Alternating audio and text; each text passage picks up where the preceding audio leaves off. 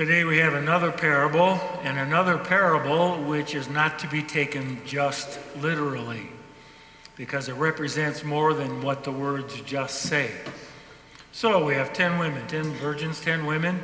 5 of them are foolish and 5 are wise. They're all sitting there waiting for the bridegroom to come. So I won't go into what was the custom at the time, but they're all waiting for the bridegroom to show up. And the 5 foolish, when he finally comes, the 5 foolish find out that they don't have enough oil for their lamps. And so they go to the wise ones and say, well, give us some of your oil. Now, we've all been taught to share since we were knee-high to a grasshopper. And so it's like he said, okay, they'll share it. Well, they didn't. They said, no, you go get your own. Go buy your own, because we won't have enough for both you and us. Well, what's that about? This is where the symbolism comes in. It's not about oil, literally. What it's about is about what's inside. What is it that lights our lamp? And you cannot give that to somebody else. I cannot give you, nor can you give me, the character and the values that have been stored up in your life. You wish you could, but we can't. It's something you have to gain for yourself. And so that's why they say, go and buy for yourself. Now, I think we're probably familiar with that, because I suspect a good number of us in here, when we're feeling bad, it's like, I'm going to go out and buy something, then I'll feel better. Anybody ever done that? I've done it from time to time. And one time I did it was after my sister died. I came here and we buried her, and I went back to where I was stationed, and I went out and bought a car. I'd kind of been planning on buying a car sooner or later, but I went out and bought a car. And you know what? It didn't make me feel any better. You can't buy inner peace. You can't buy character and value. It builds up inside. And so what we need to do is to try to do some things that help us to realize this, so that we can go deeper inside and we end up acting on that. Here's a simple example which kind of, I think, talks about it in at least for me, a stark way.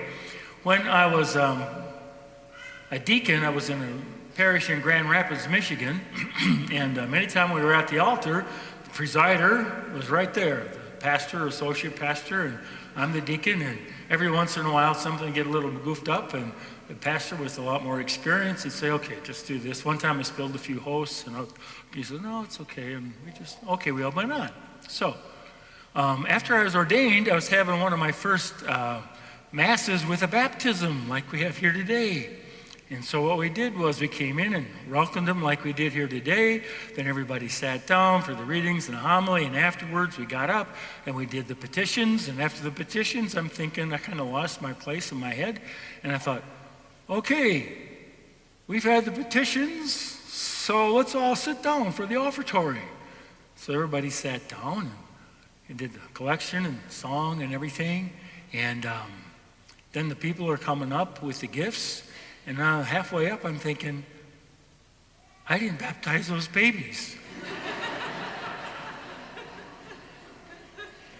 And honest to God, I looked over to the presider's chair, so maybe he would tell me what to do. Then I realized I was the presider. So I'm just standing there, and I went, okay, this is what you get for having a baby priest. I forgot to baptize the kids. And they laughed, and I thought, oh, good. And some guy in the middle, right about over there where Julian is, he says, that's okay, Father, just go on with it, we're good. And it made me feel better, so I said, okay. So I went and baptized the kids. I'll try not to forget today, okay?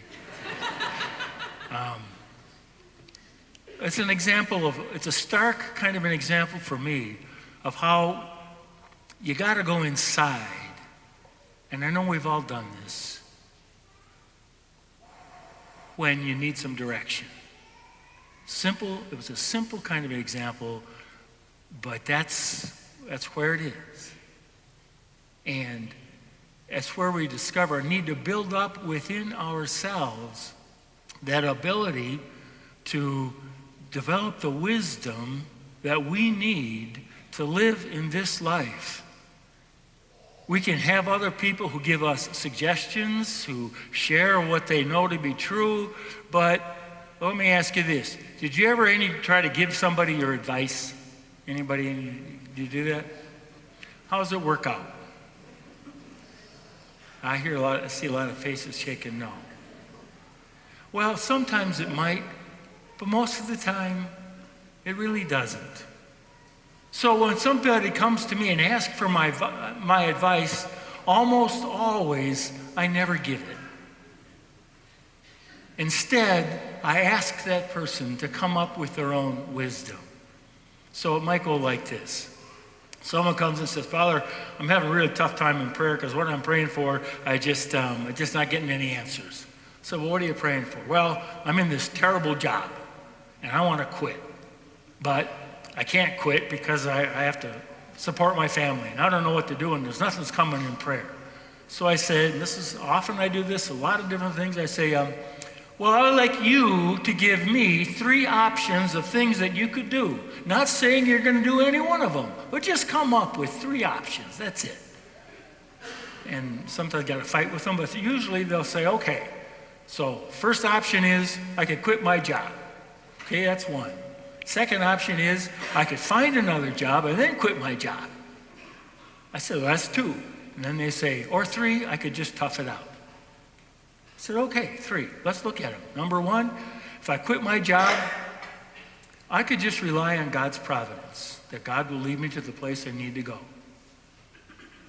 Or the second one might say, that seems to be the most reasonable and the least risky, so maybe that one. Or the third one, I'm going to tough it out. I got a good job, I got good pay, good benefits, I'm supporting my family, and maybe they'll choose that one. So I say, which one sounds best to you? Which one sounds best to you, Father? I don't know. Honestly, I don't. So I ask them to make a choice based on what they say. So they got to go inside and say, what's most important to me? And then they come up with what they need to do. You see, I can't give somebody advice for that because I don't have to live with the consequences. We all need to look into what rings true within us. And here's the catch.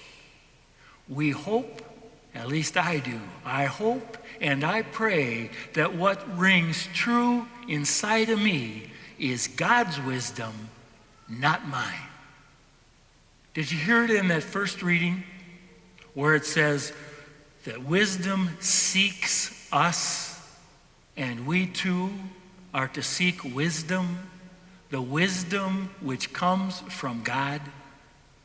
So when we are seeking that wisdom and that wisdom is seeking us, there's a much better chance that we will find it and it will find us.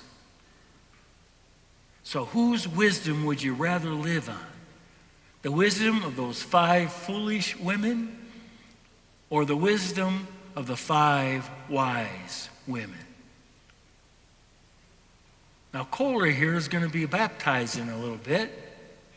His parents are having them baptized because they are saying this faith is what makes sense of us and helps us to make sense of life.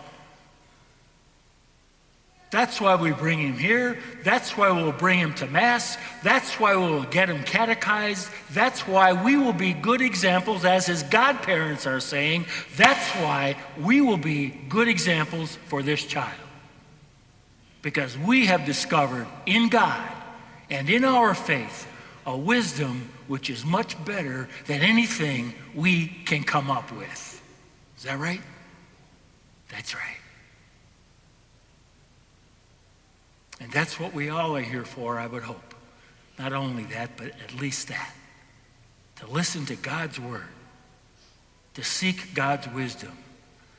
And when we hear it, it strikes a chord within us, and we stand firm in it. Not just in our own opinions, not just in whatever bias or prejudice we have. There's plenty of that running around. But God's wisdom. This squares with what God says. This squares with what Jesus did and said. Like, you've heard it, an eye for an eye and a tooth for a tooth. But I say to you, do not carry out anger or harbor anger against somebody else. And that word rests within us so that we can feel it ring true when we get ourselves in those circumstances. Isn't it true that crisis will come sooner or later, and usually more than once in life? To be prepared for it, we need to practice the wisdom which comes from God, so that when it comes, we can stand firm in our faith.